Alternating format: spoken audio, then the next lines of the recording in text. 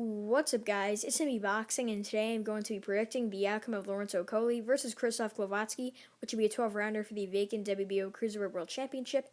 And this fight is going to be Saturday, March 20th from the SSE Arena in London, England. And this fight is going to be broadcasted on DAZN in the United States and Sky Sports abroad.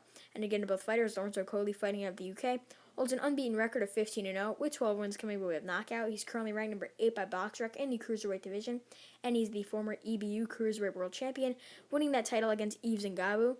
And then after that, he took on some more unknown opponents before taking on Nikodem Jazuski for the WBO International Cruiserweight title. In other words, the WBO Cruiserweight title eliminator. And originally, that date, which was December 12th, and it was the co-main event on the Anthony Joshua versus Kubrat Pulev main card, it was supposed to be Glowacki versus Okolie, but obviously Glowacki tested positive for COVID, where the fight had to be rescheduled for this date. But that Jazuski fight was a dominating performance from Okolie. I didn't think that Jazuski was I guess you could say, eligible opponent for a cruiserweight an eliminator to fight for a world title in the future. But Okolie somehow easily got the job done and was easily able to get Jazuski in there for a title eliminator. And I did predict Okolie to win by stoppage, and so did everybody else, because Jazuski had no chin on him, and he was coming off split majority decisions over Shawno Winters, who's a washed-up heavyweight contender. But Okolie was able to drop Jazuski multiple times, and that was one of the most dominating performances I've seen in a world-class fight, because that fight was being built up as possibly an upset for Jazuski, but no, that was a dominating performance from Okolie. And again, to his opponent, Krzysztof Glowacki, the Polish former world champion. He's the pride of Poland in the cruiserweight division. He holds a record of 31 wins, 2 defeats, with 19 wins coming by way of knockout. He's currently ranked number 3 by BoxRec in the cruiserweight division. And he won his WBO Cruiserweight World title back in 2015, if you didn't know. And he beat Marco Huck by knockout in the 11th round after coming back from being dropped in the 6th and losing on the scorecards. And I was actually at that fight, and the arena was electrified with Polish fans. They were all cheering, urging him on to win. And the fans, I think, did it for him. They were all cheering Glowacki, Glowacki, and then he was able to stop Huck in the 11th round. Dropped him once with just one shot, and I believe it was a left hand. Then he came back and was able to finish him with some combinations that put Huck into the ropes and ended Huck's reign as Cruiserweight champion. And then in his first title defense, he took on Steve Cunningham, and he won via wide unanimous decision. In my opinion, it should have been even wider. He was able to drop Cunningham 4 times, and I was actually at that fight as well. Same with the Huck fight, as I said before. And the Polish fans were still there. They still had a presence. They were cheering for him because it was at the Barclays Center, and there's a lot of Polish fans in that New York area. But after that Cunningham fight, he went back to his home country of Poland and took on Alexander Usyk, which in my opinion was a big mistake, because Usyk, even though he was the mandatory, I believe so, or maybe he had the one of those WBO regional titles, but Glowacki, he made a mistake in his style that he chose to fight with against Usyk, because I believe he was the mandatory, so it's not a mistake that he chose the fight, it's just how he fought it. Because Usyk fought off the back foot, tried to outbox Glowacki, which is exactly what happened. Glowacki is a come-forward pressure fighter who could easily get hit a lot because his defense is porous. But Usyk was able to get his shots in there and was able to dominate and win a wide unanimous decision.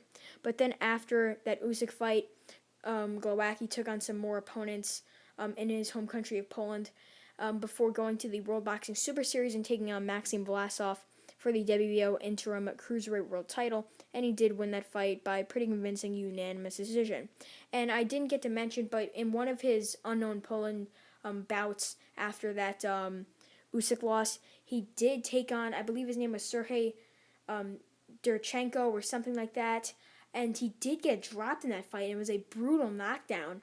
And it was only an 8-rounder, and I believe in the 5th round of the fight, Glowacki got stunned. He was getting hit a lot, and he got dropped, and it was a pretty bad knockdown. And Glowacki, as I said before, his defense is not so great. He's able to get hit a lot, but I just think that his style matched with Okolie's, which is a more clinch and fight style. I think Glowacki, since he fights dirty in the clinch, wants to land his shots, doesn't want to be the guy getting bullied. He wants to be the bully, and I think he will be able to land his shots and definitely drop and stop Lawrence Okolie. But just more off of Glowacki's resume, After getting that win in the World Boxing Super Series over Vlasov, he took on Myris, and I'm not going to get too much into that one. I mean, it was very controversial through and through.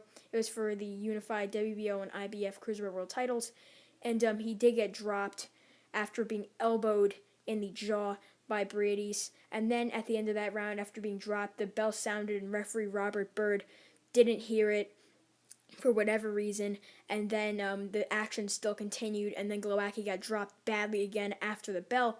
Then Robert Byrd stopped the fight, but then he re-continued it and went to the third round before Glowacki was able to stun Briades. Then Briades came back and knocked Glowacki out cold. But more on to these two, Okolie and Glowacki. The thing is, as I said before, their styles match up perfectly in favor of Glowacki. Glowacki is a pressure fighter that comes on the inside and tries to rough up his opponents in the clinch, while Okolie is a man who comes in the clinch and tries to bully. But Glowacki, being the smaller fighter, he will be able to get his hooks in there, straight right hands, uppercuts to the body, and I believe he will body and bully Lawrence Okolie. But I think the fight might be close on the scorecards leading up to what I think will be the stoppage. I think Glowacki, being that he gets stronger as the fight goes on, will stop Lawrence Okolie between the 8th and the 12th rounds. And if you guys didn't see, in the World Series of Boxing, Lawrence Okolie took on Arislani Savone and got stopped in one round. And that's without headgear a few years back when Okolie was in the amateurs.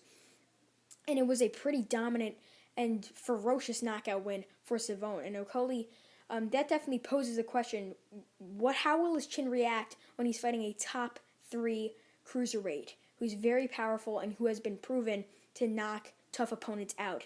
And Okolie, although he's ranked in the top 10, he's still got a very shallow resume when it comes to the opponents he's beaten. While Glowacki has beaten Hook, Cunningham, Vlasov, and his 2 losses are to world-class opposition in Alexander Usyk and Myris. So overall, I think Krzysztof Glowacki will upset and knock out Lawrence Okolie in the 8th through 12th round. Because Krzysztof Glowacki gets stronger as the fight goes on, I think he will stop him somewhere between there. I could definitely see Okolie getting dropped, and I think that Glowacki might get hit a lot and might lose the earlier rounds, but he will go on and stop Lawrence Okolie in the 8th through 12th rounds, as I said before. So overall, I think Krzysztof Glowacki will regain the WBO Cruiserweight World title as it is vacant here, and he will become a 2-time WBO Cruiserweight World Champion along with the WBO Interim Cruiserweight World Champion. And yeah, that's really it. I'm MB Boxing. Thanks for watching, and I'll see you guys later.